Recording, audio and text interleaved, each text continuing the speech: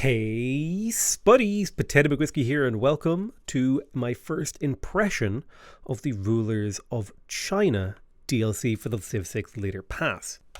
Yongle, Wu Zetian, and Jin Shi Huang are the rulers of China in Sid Meier's Civilization 6. I caught zero of how to actually pronounce the names. I think Yongle is like Yongle. I'm just going to call him Yongle. The son of the Hongwu Emperor, Zhu Di won a 3-year war to assert his legitimacy, proclaiming himself the Yongle Emperor. During his rule, he expanded outward, gathering support and foreign gold. I think you can kind of hear it if you listen carefully. They must have dubbed over his name because the person who's reading the voiceover pronounced it wrong. So it sounds like it's been inserted. I know that this is a possibility because I do this all the time when I'm doing prepared content and I mispronounce a word especially names. If I mispronounce a name, I'll insert a recording of me saying the name properly. And you can almost hear the cut. Himself the Yongle Emperor. During his rule, he expanded outward, gathering support and foreign gold for what was to become China's quintessential empire. Yonglu's leader ability is Li Jia, which gives cities a project that converts 100% of their production into gold, or 50% either into food or faith. Whoa, so 100% production into gold and 50% into food or faith. This actually has some really interesting implications. In particular, being able to convert production into food in order to grow to certain population milestones, in order to be able to place down districts and do very key things and activate certain era score things. Very interesting bonus. I like the idea of being able to convert production into gold as well. Yeah, 100% of production into gold. That's a pretty bad conversion ratio, except there are times when gold is more valuable than production.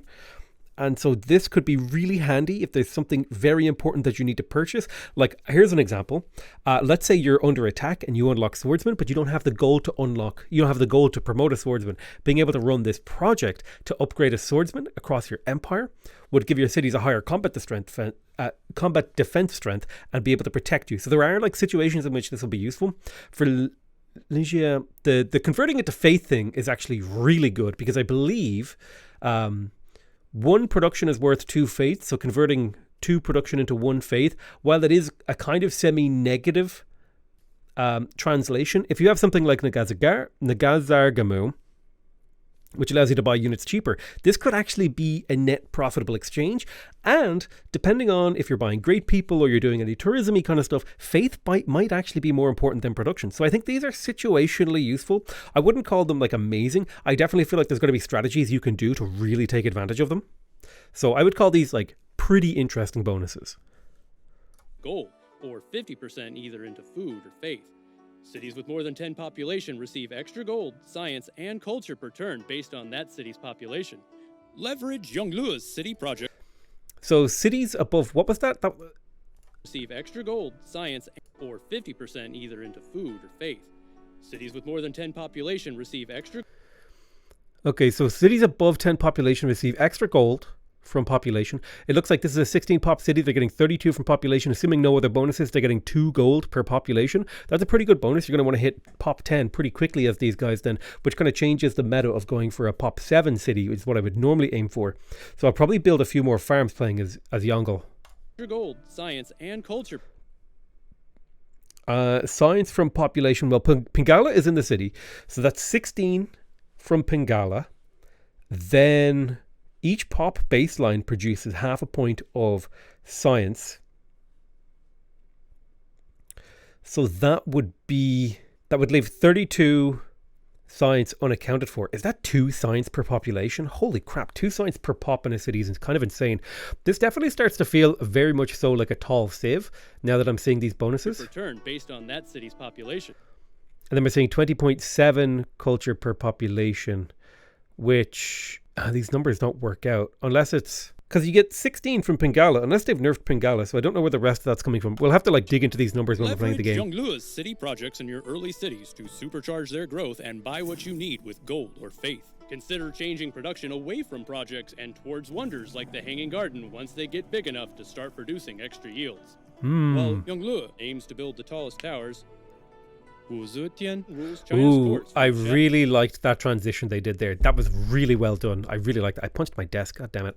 I really like that transition they did there. These videos have gotten really high production quality. They were really good before. Rose to power via assassinations, manipulation, and cunning court strategy. She also guided Chinese politics towards a more meritocratic system and away from noble patronage. Okay. Her unique leader ability is Manual of Entrapment, which allows her spies to operate one level higher and gives her extra science and culture for every successful offensive spy mission. She also receives a free spy after discovering defensive tactics. That's a really early spy. That's a classical era spy.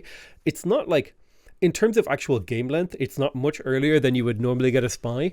But in terms of like timing, it's a lot earlier than you would normally get a spy to be able to start stealing projects, stealing gold. You probably won't be stealing gold early, but especially if you're doing any sort of defensive or offensive war stuff, being able to get your spy leveled up and all that sort of stuff really early into the game has a lot of potential here. The additional bonuses you get when you actually successfully complete a mission. The only thing I don't like about this is that spies are actually rather RNG, and if you lose that early spy, you won't be able to get another one until you actually unlock building of spies, I assume, and you might not be able to trade it back off the AI or another player. So I think the spy comes with some inherent downsides, but that doesn't necessarily make it useless. I would say it's an interesting ability, not necessarily powerful. Use your early spy against your greatest threats to maximize the impact of her ability, as well as to even the score with your rivals. Stealing great works can get you culture fast, while stealing a technology might just get you the science to finish your own. If courting the favor of dignitaries isn't your style, Unifier Qin has a much more direct approach. Qin Shi Huang earned the title of the first emperor of China through a bloody 20-year campaign against 6 other major Chinese states.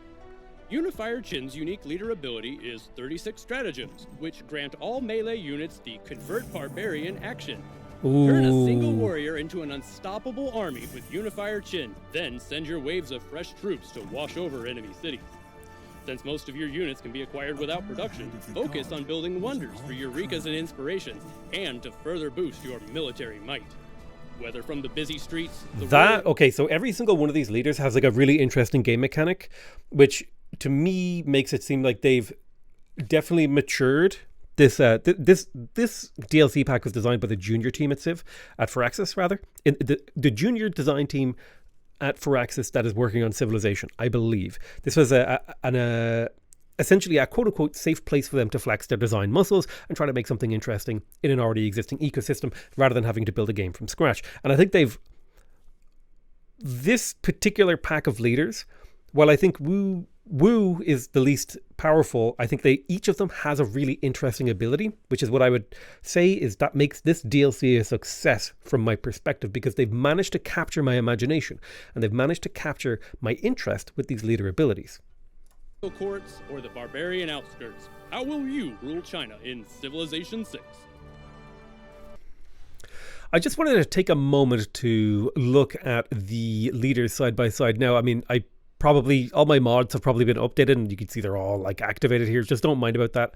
These guys should be as is. So we've got like Kublai Khan, I wanted to show you everyone who can possibly lead China at this moment. I'm not particularly interested in Kublai Khan or the Mandate of Heaven. More interested in Wu Zetian, because sometimes when Wu Zetian, I don't know how to say it. Sometimes when they make these leaders and the leader videos, there's like hidden parts of their ability that they don't show in the video. Whenever an offensive spy mission is successful, you gain 50% of the culture and science that the targeted city earned that turn.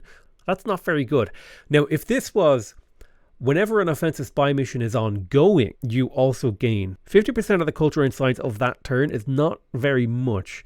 That's a spy activates every 8 turns on average, which means you're going to be stealing half a turn's science and culture every 8 turns, which is a 16th of the city's science and culture. I mean, I guess it's something. It doesn't feel particularly good. It comes quite early into the game.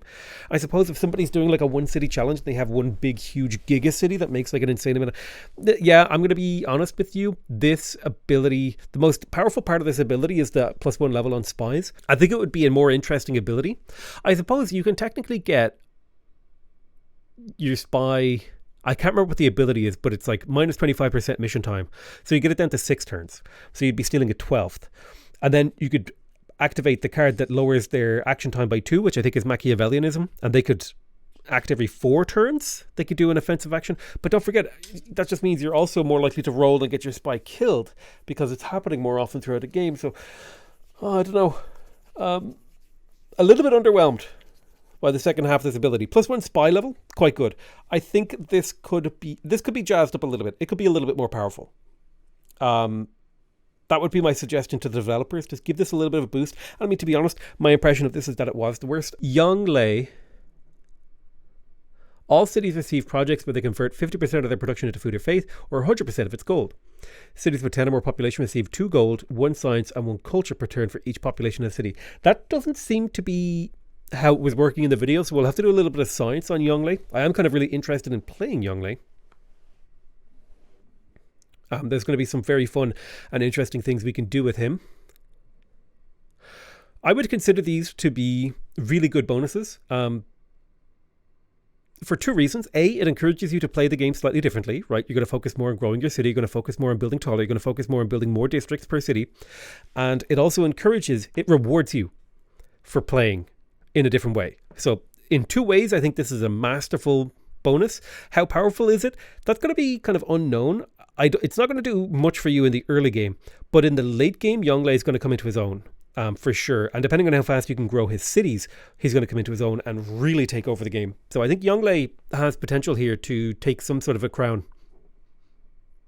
Now, the Qin Unifier, melee units receive the Convert Barbarians action. This has what I would say is this has the most potential to be useless and useful.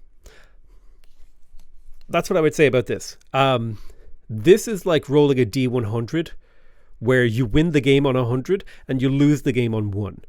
And then you scale that between the two. You know, there's a 1% outcome for every possible thing. This feels like a very high RNG ability, but when it does trigger, it's going to be really, really fun. And when I say triggers, I mean, you're always going to be able to convert some barbarians as long as there's barbarians in the game, but that doesn't necessarily mean that converting barbarians will be useful. So if you're in a game where you can A, convert a lot of barbarians for very little cost to yourself, and B, actually get use out of those barbarian units, that's going to be a very successful game. Overall, my impressions of this leader pack is that it is really, really high quality in terms of design. Kind of middle of the road in terms of power, but really high quality in terms of design. I love the design of these things. I can't wait to play with them. And we are going to be playing with them. Probably by the time you see this video, I will be streaming live on YouTube where you can come check me out. We'll be playing as Yongle because he's the one I'm most excited to play. Anyway, I'm going to call that the end of the video. I love you all very much and I'll see you guys next time. Bye-bye.